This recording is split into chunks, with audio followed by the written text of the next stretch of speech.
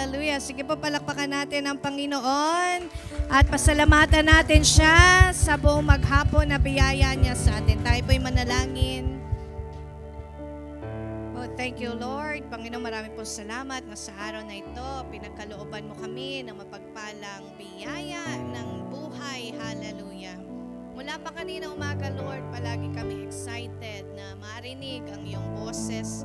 Palagi kami excited na makita, ma-reveal sa amin kung ano po yung revelation, kung ano po yung dala-dala ng devotion namin sa araw na ito.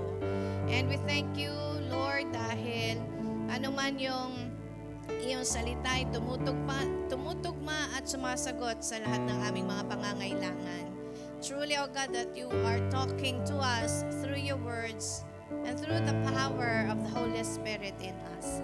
And tonight, I thank you for all these wonderful people, your sons and daughters, who spent time, hallelujah, even in their situations, kahit na pagod mula sa trabaho, kahit na maraming pinuntahan, Panginoon, still we choose to come, hallelujah, to your altar.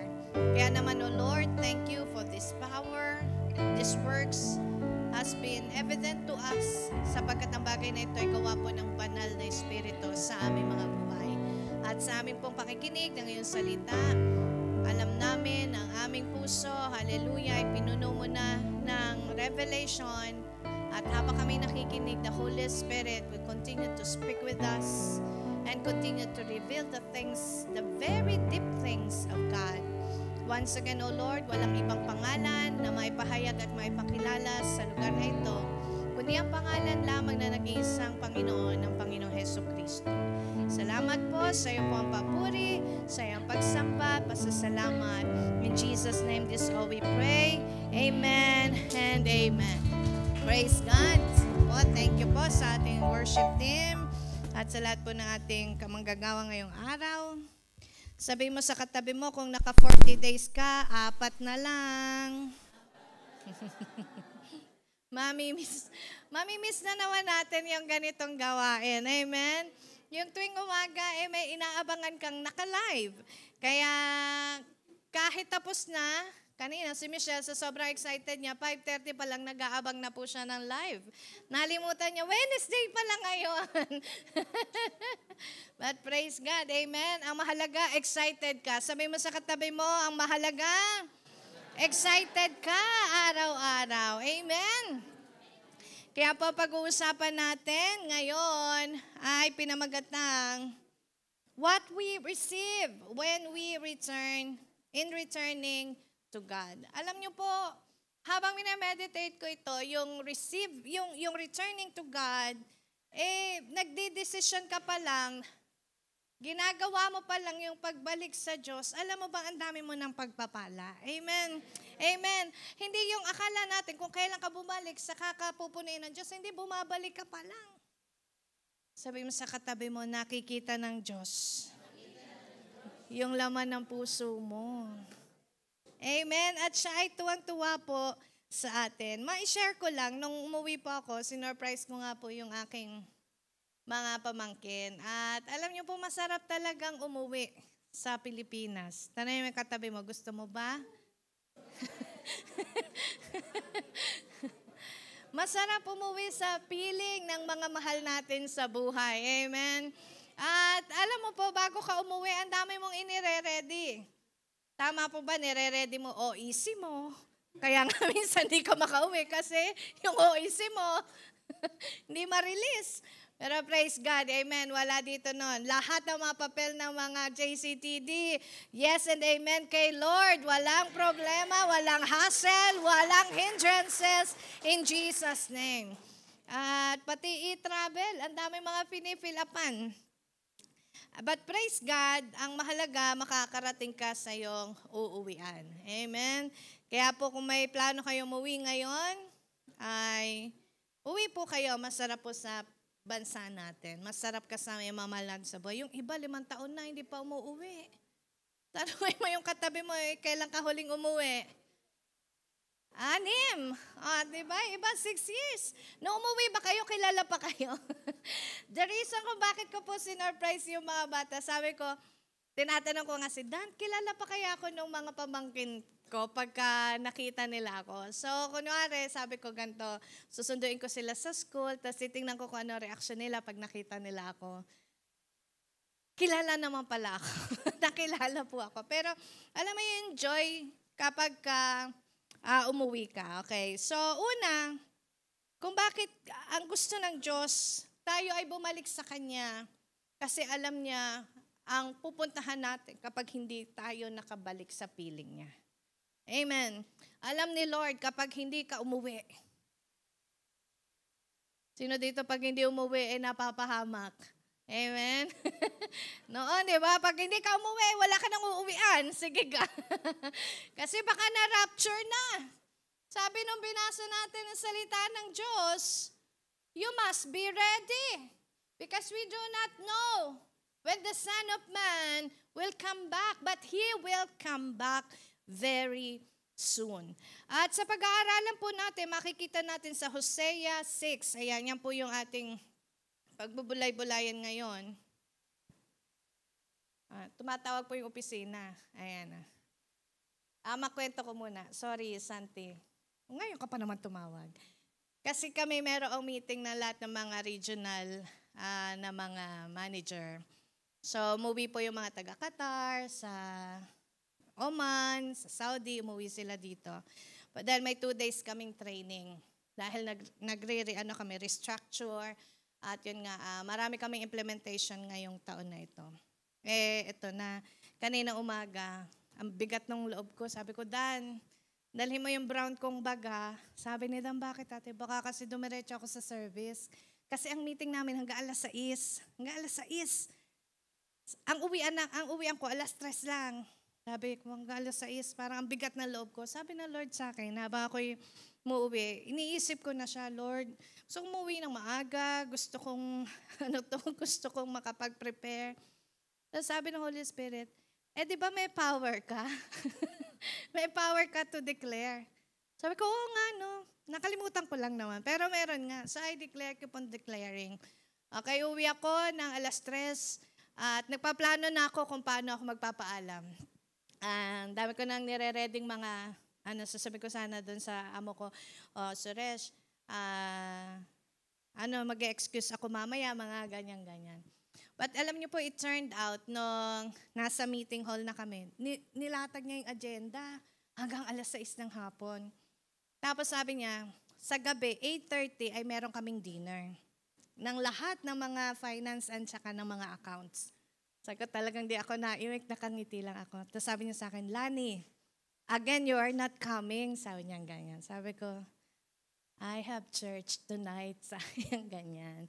And I have a prayer at 5 o'clock. Parang namali ako kasi akala ko nga mayroon kaming ROR. Tapos, sabi niya sa akin, it's okay. Sabi niya ganyan. Tapos sabi nung isang babae na bagong accounts manager, talagang kinukumbinsi niya talaga kasi ako. Sabi ko, hindi pwede. Walang may iwan sa I am the one na pastor doon sa church. Sabi niya gano'n.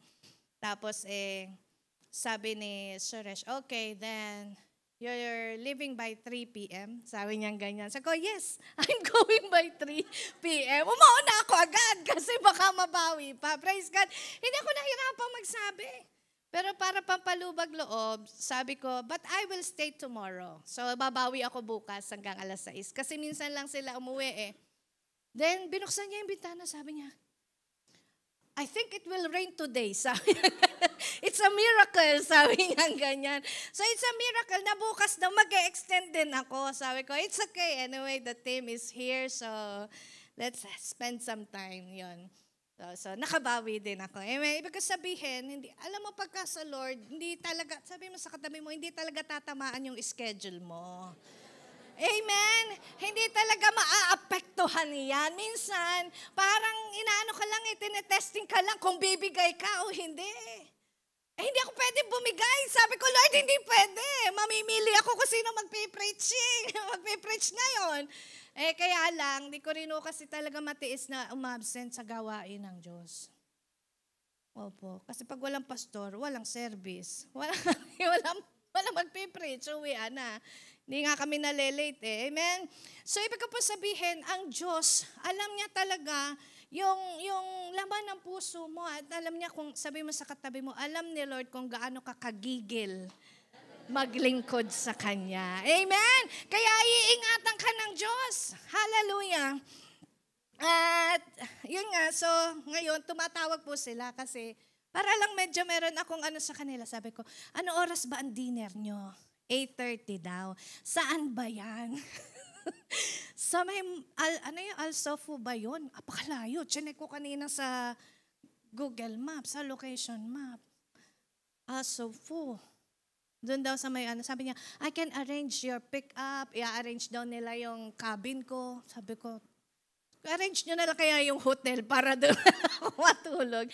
Sabi ko, we'll see kung makakasunod ako. Kaya yan, ngayon, tumatawag na sila. At tatanungin ko, makakasunod ako. Pero maaga pa lang nag-i-start pa lang sila doon, 8:30. Anyway, that's a commercial. Tapusin natin yung preaching. Pero hindi ko ako susunod. Masyadong malayo. So bukas na kami magkikita-kita. But what I wanted to tell you, talagang ang Diyos, alam ng Diyos pagka ayaw mong i-compromise ang gawain niya. Amen? Sabi mo sa katabi mo, kaya sa susunod, wala kang tatamaang schedule. Amen, amen, amen. Praise the Lord. Kaya yung mga part-time nyo, ipalipat nyo ng araw. May part-time. Yes, pwede pong ipalipat ng araw yan. Oh. Alam nyo, wala lang kasing nagtatry. Kasi tayo takot. Pero pag para sa'yo yung part-time na yon, at gusto mo pa rin maglingkod sa Diyos, yung part-time mag-a-adjust sa'yo. Amen. Amen. Kaya sa susunod, huwag ka matakot. Magsalita ka lang. Use the power. Sabi mo sa katabi mo, may power ka. Amen. So kaya ang sabi po ng Hosea 6, dito na tayo. Ang title natin for tonight, what we receive when in returning to God. Ano ba yung tinatanggap natin? Ano ba yung meron kapag bumalik na tayo sa Diyos? Okay, basahin po natin. Sabi ng Hosea 6:1-2. Sabay-sabay tayo. 1, 2, 3. Come! Let us return to the Lord. He has torn us to pieces, but He will heal us. He has injured us, but He will bind up Praise our the wounds. Lord. After 2 days, He will revive us. On the third day, He will restore us, that we may live in His presence. Amen. Praise God. Una, na katulad ng mga preaching ng mga nakaraan nating mga preachers, kapag bumalik ka sa Lord, you will receive revival. Sabi mo sa katabi mo, revival. Ano ibig sabihin ng revival? Ano ba yung revive? Yung pagka nire-revive, ano yon? Anong nililips to lips? Ano yun? Lips to lips, agad nire-revive lang. Ano yung tawag ba sa ganon? Binubuhay. Sini-CPR. PCR? CPR? Hindi kasi ako medical. Tarangin ako na number, 1 to 10. Diba? Ang sabi ng dictionary, yung revive, when you are reviving, you are regaining or restoring it to life. Amen? Maaaring pawala na yung buhay niya o kaya you are regaining its strength. Nire-revive. So in returning to God, sa totoo lang po, pag wala ka sa Diyos, pagod na pagod ka. Kahit wala kang ginagawa. Wala ka pang ginagawa, pagod na pagod ka na. Amen. Kaya pag yung katabi mo, wala nang ginagawa, pagod. Alam mo na.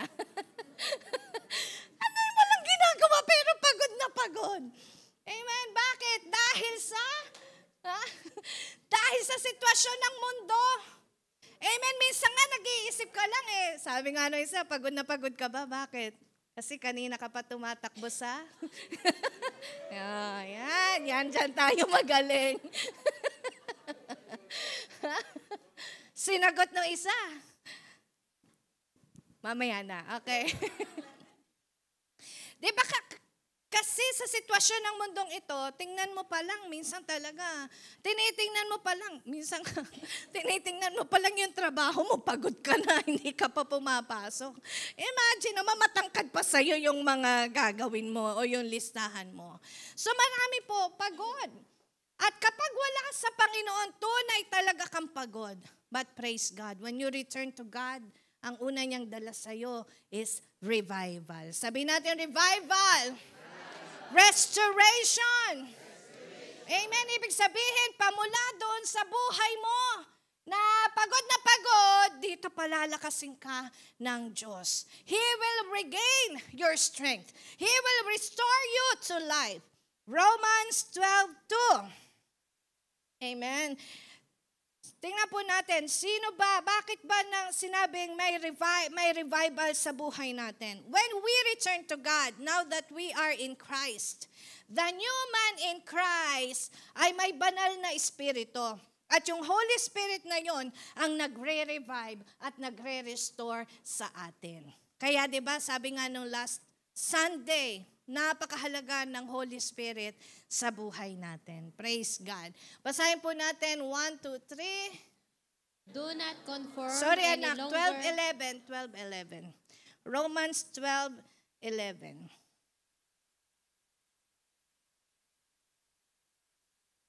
Okay, 1, 2, 3. Never be lacking in zeal, but keep your spiritual fervor, serving the Lord. Ayan, ayaw pala ng Diyos na tayo ay nauubusan ng kalakasan, pero para manatili ang lakas niya yan, alam mo yung kailangan mong gawin? Sabi mo sa katabi mo, maglingkod ka ng maglingkod. Alam niyo po, sa mundo, napapagod ka pag marami kang ginagawa. Pero sa Diyos, amen, kapag marami kang ginagawa, nandun ang kapahingahan mo. Nandun ang kalakasan mo. Amen. Dahil inire-renew ka lagi ng Holy Spirit. Nire-revive ka niya. Nire-regain niya yung strength mo. Talagang sa Diyos baliktad eh. Amen. Hindi mo baliktad na gano'n. Yung sitwasyon ng mundo ay baliktad kapag sa Panginoon na ang usapin. Amen? When we were revived, ano nangyayari sa'yo? Then you are alive. Tinan mo yung katabi mo kung alive. Alive ba yan? Everything in you has come to life.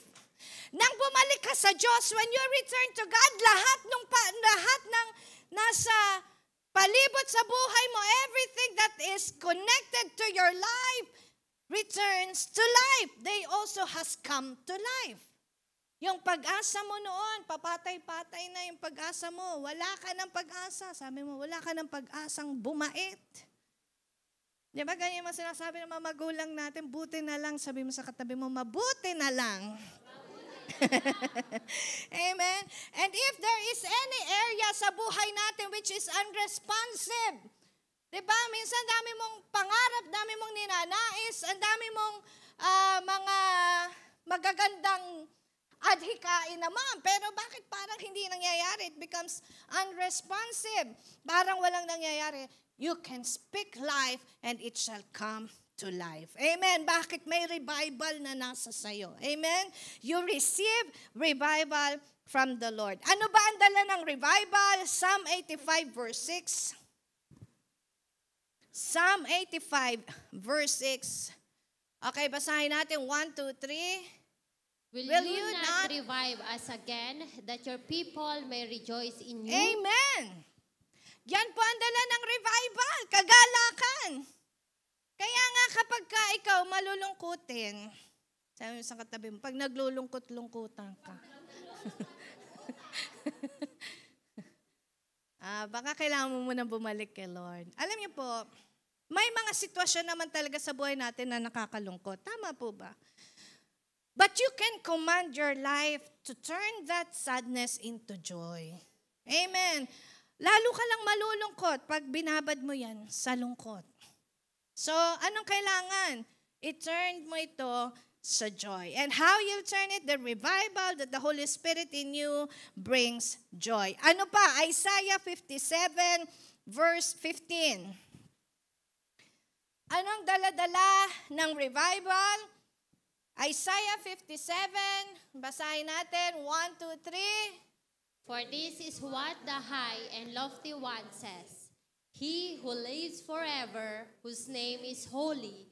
I live in a high and holy place, but also with him who is contrite and lowly in spirit, to revive the spirit of the lowly and to revive the heart of the contrite. Amen. Alam mo po, pagka may revival, inililift ka ng revival ng banal na espiritu. Kaya kapag ka ikaw nasa lowly spirit mo, you ask the Holy Spirit to revive you and He is there.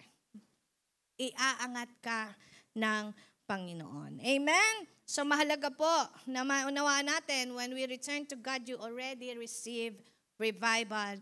Yung iba nga, restoration, sabi pa ng Hosea. Number 2, what we receive when we return to God, we receive God's embrace. Sabi natin, embrace. Embrace. Ano ba yung embrace? Yakap. Hindi po mga braces. Naririnig ko dito kalado nila brace. Pag ngumiti tayo, lahat may bakal sa ngipin na nagtataka ka bakit tayo magkakasama na mamagnet tayo. Okay lang yan. Embrace. Okay? Kapag po kayo umuwi, anong unang yung pasalubong? At anong unang sumasalubong sa inyo? Yakap, diba? Yakap at talaga malayo pa lang. Akala tuloy nung isa siya yung yayakapin mo, ha? Nagkamali ka. Ay, hindi pala ikaw yon. Praise God. At ang unang response din na madadatnan, na babalik sa iyo ay yakap. Amen. So when we return to God, ang una niyang ibinibigay sa iyo is embrace. He wants you to understand that when we return to God, He's not there to condemn you with sins, like how we understood before. Ang nais ng Diyos na ipaalam sa atin, pagbalik mo, ang una mong matatanggap sa Kanya, yakap. Ganyan mga magulang, yayakapin ka muna, mamaya ka sa bahay, pag-uwi. Doon tayo magtutuos. Pero mauna pa rin yung yakap. Amen. Mamaya na yung pagdidisiplina. Kasi bahagi yun ng pag-ibig. Amen. Ang disiplina bahagi ng pag-ibig. Kapag bumalik ang isang tao, kaya first time nyo uling magkita, o kaya una niyang dalay yakap at ang una mong response ay yakap. Unless magkaaway kayo. Ba't mo pa sinalubong? So anong gustong iparating ng Diyos sa atin? God's embrace when you return to God is an expression of His longing for you. Tama ba? Di ba ganyan? Kaya nga, kahit nga unan dito, niyayakap mo eh. Kasi you long for their presence. And that's how God is also longing for us nung wala tayo sa presensya niya. So it's His expression na sabik ang Panginoon sa atin. Ano pa? It's an expression of His protection. Baka nga may yumakap pang iba. Kaya, teka, hindi, akin to eh.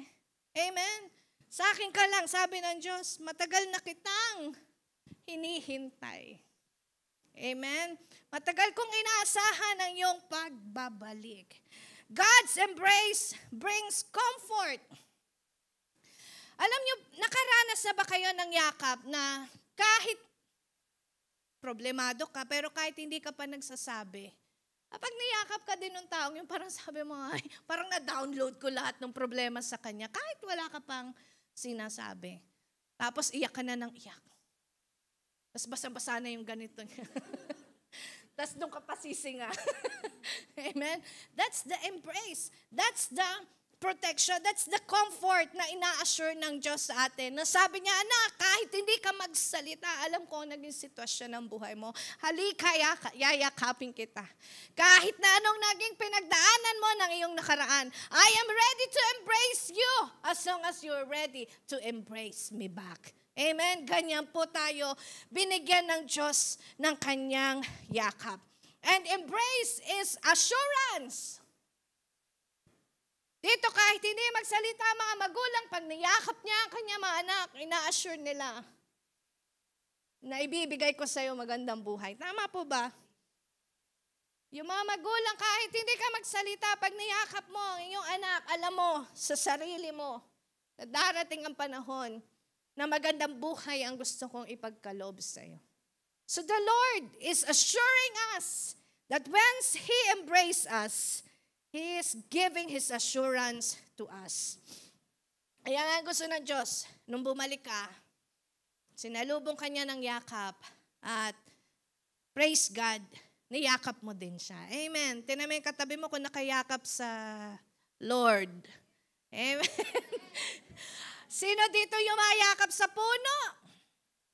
Pag unang dating mo sa lugar, sasabihin, yakap ka muna sa puno. Kasi na energy. Yung iba pinakakagat pa. Ang dami nating alam. Pati puno niyayakap. Pero wala kang makukuha doon kahit yakapin mo buong isang taon yun. Wala kang energy makukuha doon. Makakakulay mo pa yung puno.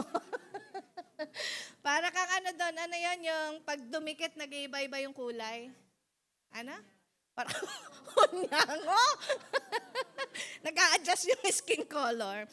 So, you start to embrace, when you embrace back God, ito naman yung response ng isang nagbalik loob sa Diyos.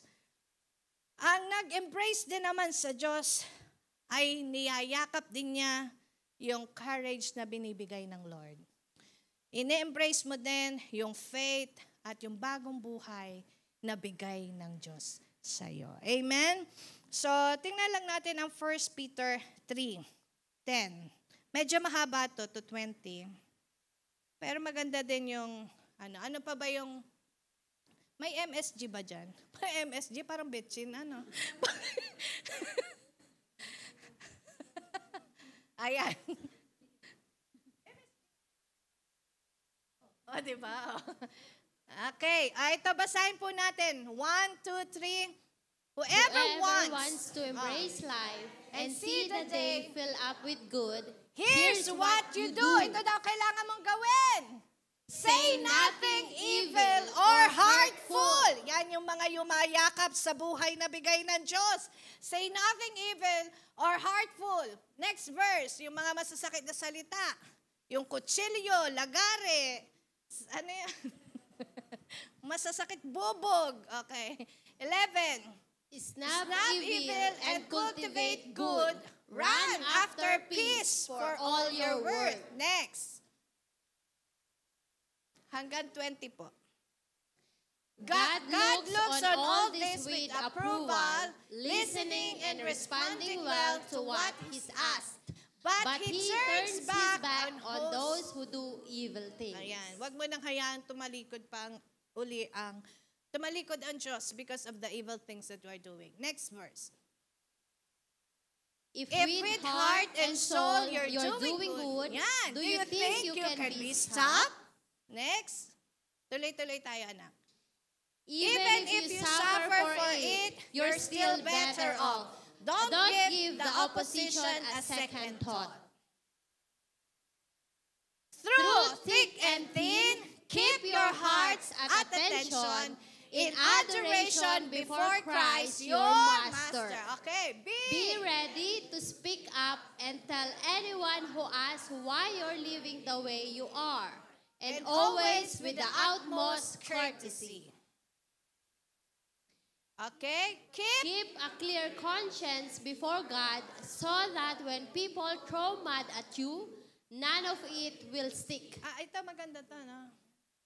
Kahit tapunan ka ng mga putik, hindi ka mababahiran ng karumihan. Amen? Kapag malinis ang konsensya mo before God, not before you yourself or to any man, but before God. Ano mangyayari? Ayan, they'll end up realizing that they're the ones who need a bath. Kaya yung pong mga nagbabato sa atin, hindi mo kailangang batuhin din ng persecution. Sila na makaka-realize, ay ako pala yung kailangang maligo. Akala nila ikaw. Okay, next. It's better to suffer for doing good, if that's what God wants, than to be punished for doing bad. That's what Christ did definitively. Suffered because of other sins, Yan. the righteous one for the unrighteous ones. He went through it all, was put to death, and then made alive to bring us to God. Praise God. Next verse. He He went went and and proclaimed God's salvation salvation. to earlier generation who ended up in the prison of judgment. Because they wouldn't listen, you know, even though God waited patiently all the days that Noah built his ship, only a few were saved then, 8 to be exact, saved from the water by the water. Amen. Amen. Ang Diyos po, alam niya kung ano laman ng ating puso at kapag in-embrace mo siya, that's how we should embrace the life. Number 3. When we return to God, we receive a temple. Ayan. Nung bumalik tayo sa Diyos, nakatagpo ka ng tunay na tahanan. Hindi ka bed space o ano yung bago? Capsule. Parang lalo kang magkakasakit doon. Cancel. Kung wag po kayong kukuha nung capsule, hindi siya magandang declaration. Parang ang nilagay sa capsule. Okay na yung bed space at least. May space naman talaga sa bed. Okay? Pero yung capsule, refrain, para sa akin, you pray for a 3-bedroom hall. Pray for it. Magsama-sama kayo ng mga magkakatabi, magkakakilala, magkakaibigan. O kaya, kunin mo na yung pamilya mo. You declare it. Long time ago, we always declare here when we started the church that all together, lahat ng mga pamilya ng mga membro ng JCTD, madadala nila mga mahal nila sa buhay dito. Alam niyo po, nangyari nagkaroon ng mga sisters anointing, mga magkakapatid. Dalwa-dalwang mga magkakapatid na babae, maya-maya pamilya na. Amen? Sabi mo sa katabi mo, makukuha mo pamilya mo. Just declare it. Amen? At sabi mo sa pamilya mo, kumuha na sila ng passport. Matagal ngayong magpabook. So number 3, we receive a temple. Masarap po yung we belong to a home.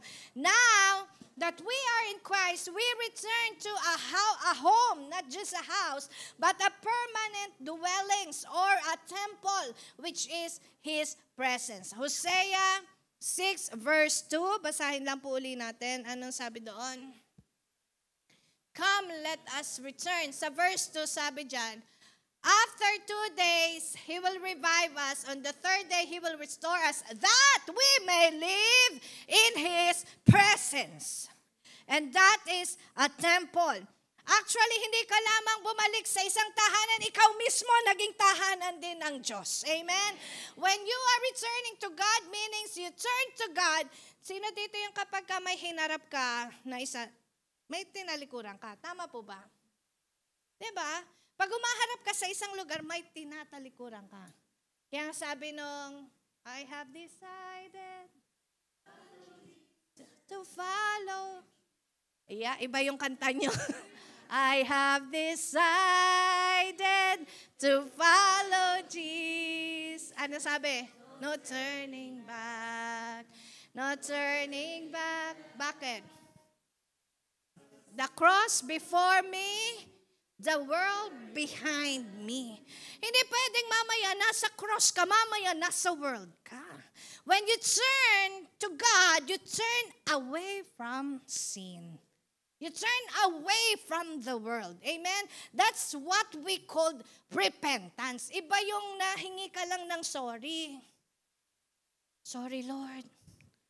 Mamaya, lilingon ka uli dito. Mamaya, sorry ka. Repentance is a change of mind, a decision to make. Amen? At alam niyo po, ang beauty ng repentance ay hindi ka ipapahamak. Ito pag naintindihan ng lahat ng tao, na kapag tayo pala'y pinagre-repent ng Diyos, para hindi ka mapahamak, pipiliin mo mag-repent eh. Yung iba, pinipili, may mapahamak siya. Sabi mo sa katabi mo, wag mong pipiliin yun. So we turn to God and we turn from sin. And when we turn to God, you continuously follow. Hindi pwedeng maiwanan ka ng sinusundan mo. Bakit madidisig ka uli? Baka mahila ka uli. Pabalik. Kaya dumikit ka dun sa sinusundan mo. Amen. Don't give any space for someone to snatch you. Alam niyo, ang ganda ng Word of God. Sabi niya sa John, the Father's hand, the Father is holding you in His right hand. And the Son is holding you in His left hand. Dalawang kamay ang may hawak sa'yo. Tingin mo may makakakuha pa sa'yo. Mapera na lang, bumitaw ka. Amen? Amen. Sabihin sa katabi mo, no one can snatch you from the hands of God. Continuously follow. Kaya sabi po na Hosea 6 verse 3, you acknowledge the Lord. Hindi pwedeng pasulyap-sulyap. Ito assignment nyo. Bakit hindi pinalingon ng anghel si Lot at yung pamilya niya nung sabi umalis na sila sa Sodom and Gomorrah? Bakit hindi pinalingon? Ha? Ano na? Pag lumingon kasi magiging, ay bakit ganon? Assignment nyo yun. Mag-submit kayo next week. Okay, there's a reason on it. Just find it. Masarap niyong ikaw yung magde-discover ng word. Sabihin natin, I am a temple. Ikaw yung temple at the same time, meron kang inuuwian at pinanatatilihan at pahingahan sa tahanan ng Diyos. Remember, dwelling brings refreshment. Dwelling or yung pahingahan, doon nabubuo yung mga maganda mong pangarap, doon ka nakakapag-isip ng magagandang plano sa buhay. Amen? And where is that presence? Where do you need to live? Live in His presence. Ephesians 3:16-17. I pray that out of His glorious riches, He may strengthen you with power through His Spirit in your inner being so that Christ may dwell in your hearts through faith. And I pray that you being rooted and established in love. 1 John 4:13. Paano mo malalaman na ikaw din ay nakatira sa Panginoon? We know that we live in Him and He in us because He has given us of His Spirit. Amen? Next, number 4. What you receive uprightness. Sabihin natin, uprightness. Ano yung uprightness? It pertains to purity, honesty, obedience, and goodness. Even yung blamelessness. Amen? Yan po yung mga key or indication ng pagiging upright. At makikita po natin yan minsan sa condition or sa buhay po ni Job. Diba? Nagkaroon siya doon ng uprightness. So ano yung uprightness? This is the condition or quality of being honored. Ang gusto ng Lord sa atin ay uprightness. Amen. Sabi mo sa katabi mo, righteousness. Alam niyo po, kapag kilala ang isang magulang, halimbawa, anak ka ng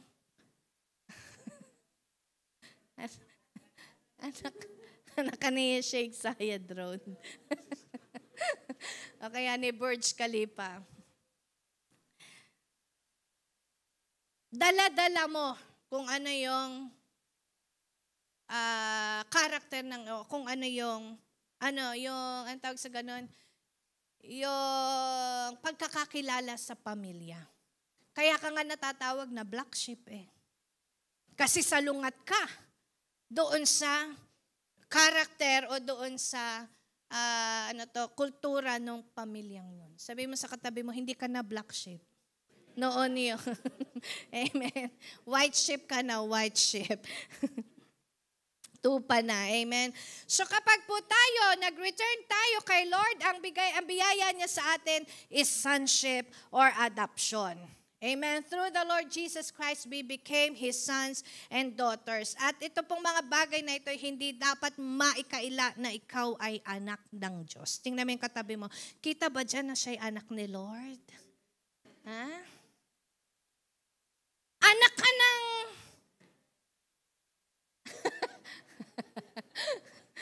Pag nakita-kita kayo, ayan na yung anak ng Lord. Amen. Dumadalo yung dugo ng Panginoong Hesukristo sa atin as confirmation of His sonship. Ang may dugo ka ay dugong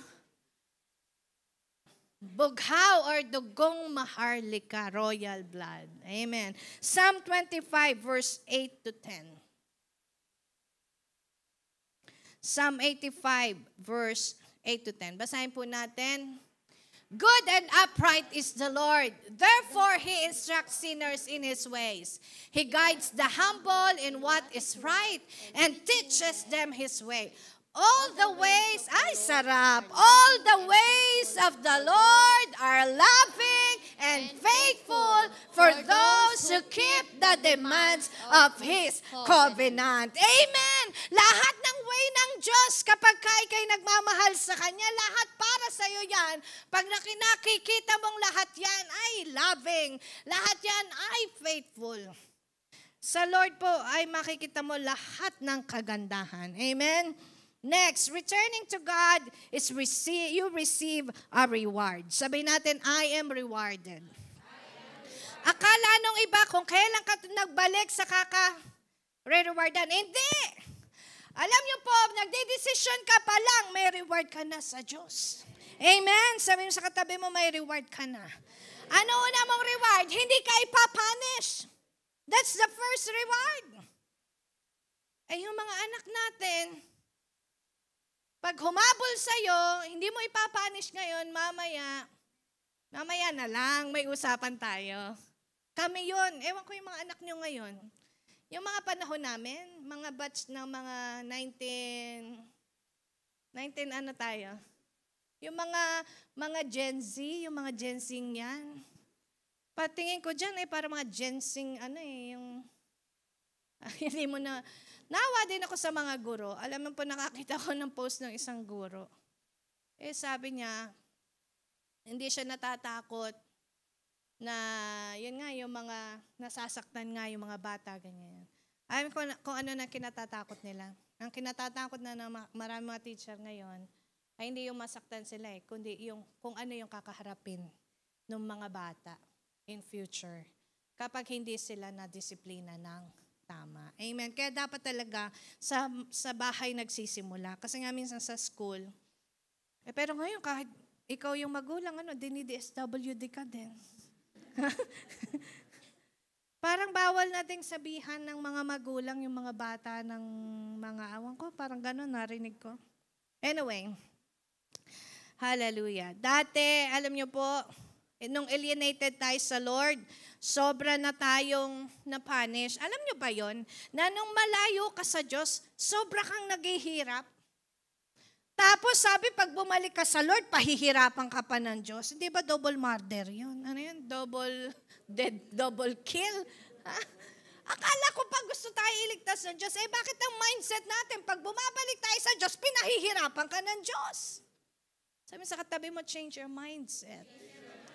Hindi tayo pinahihirapan ng Diyos. Maaaring yung ginagawang yun, hindi pa lang sanay yung buhay natin, pero masasanay ka din. Sabi sa katabi mo, konting practice lang.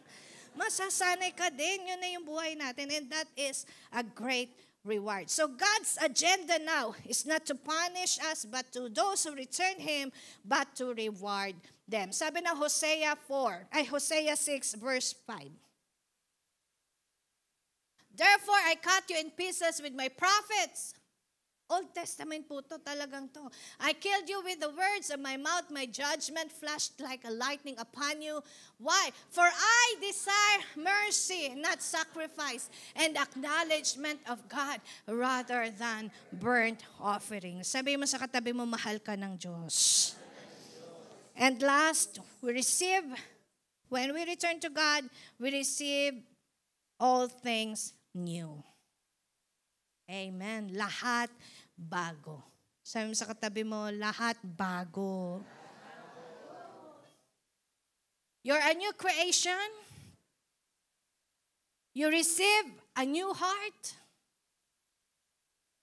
Tignan mo yung katabi mo, bagong puso yan. Amen. You receive a new spirit. Dati ibang espiritu dala-dala mo eh. Yung espiritu na nanghahamon lahat, hinahamon lahat. Yung espiritu na galante, labas lahat. Pati suka, labas lahat sa umaga. Ay, grabe yung espiritu natin nun. You receive new mindset. Alam niyo, nauso na din ngayon sa social media yung sis mindset ba? Mindset. Ha? May bago ngayon na ginagaya sila. Manifest. But be careful, no? Hindi lahat ng sinasabi nilang manifest is about the manifestation of the Word of God. And yung sinasabi nilang mindset is about the mindset that the Bible talks about. The mindset that we need to keep is the mindset, sabi ng salita ng Diyos, na punuin natin ng pagkaunawa ang ating kaisipan ng knowledge of Jesus Christ. So that His mind be our mind. So kapag sinabi mong mag-mindset ka, set mo yung mind mo sa ano ba yung nais ng Panginoong Hesukristo. Don't just decide na, kailangan ko mag-mindset. Mindset ba? Mindset. Ang dami talaga po sa mundo. Kaya mag-ingat po tayo lahat. Kaya mahalaga ang kapangyarihan ng Santong Espiritu, ng Banal na Espiritu sa buhay natin at ng salita ng Diyos. Kasi pag nawala po yan, nabubuhay tayo ng walang direksyon. Actually, nabubuhay tayo para sa kamatayan. That's the end. When there is no Christ in life, you're just living, you're just like a living dead. Tapos ang pinanunod mo pa, zombie. Mamaya nagkagaganyan ka na din. Naghahabulan pa kayo. Okay? So, what we receive is a new self. Ephesians 4:22-24. Ephesians 4:22-24. Anong sabi ng salita ng Diyos? You were taught with regard to your former way of life. Anong gagawin? To put off your old self, which is being corrupted by its deceitful desires. Anong gagawin mo ngayon? To be made new in the attitudes of your mind and to put on the new self, created to be like God in true righteousness and holiness. I just want to highlight here the word true righteousness and holiness.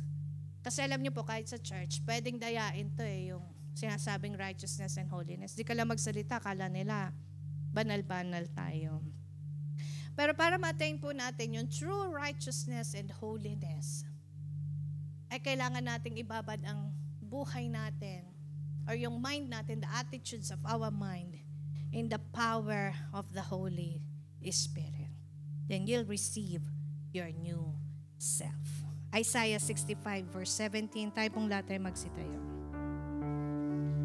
Ang sabi ng salita ng Diyos, behold, kita niyo po sa Panginoon, all things will become new. We may be in this world, but God is preparing a new heavens and a new earth. Kung saan the former things will not be remembered, nor they will come to mind. Ibig sabihin, lahat naman nakalipas ay hindi maalala at hindi man lang maiisip. And this new heaven and new earth will happen at the coming back of our Lord Jesus Christ. So yung pong pagka tayo pinababalik na ng Diyos ay hindi lamang para maging maganda yung buhay natin, kundi pinagre-ready din niya tayo sa posibleng pagbabalik niya at any time.